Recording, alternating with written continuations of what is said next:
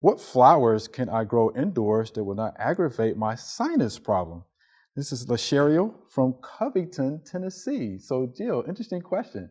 One you probably, have gotten a few times. So, Yes. what are good plants? Well, and that's a tough question because there are so many indoor allergens okay. that can aggravate sinuses. It just depends what specifically a person is allergic to. If someone's allergic to pollen, then unfortunately any flower is likely to trigger that. Sure. I'm not aware of any indoor flowering plant that would not aggravate a pollen allergy. But that's not necessarily what she's allergic to. We don't know. Right. Maybe she may be able to get an allergy test to help determine that. But perhaps a leafy plant that doesn't flower, something like the snake plants, the Sansevierias, that are mainly just green leafy leaves. Okay. And those are flat also, because also dust can trigger allergy problems and sinus issues. So if you have a leafy plant, those leaf surfaces can collect dust.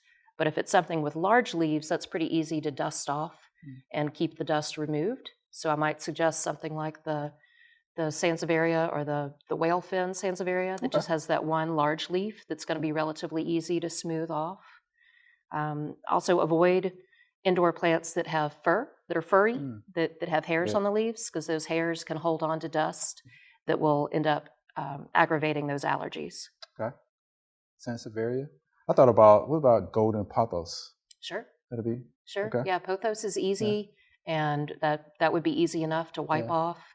Also, molds can trigger a lot of allergies. Think about that. Yeah. So if you've got a house plant that's staying wet, that the pot is staying damp, molds can grow on that and trigger some allergies.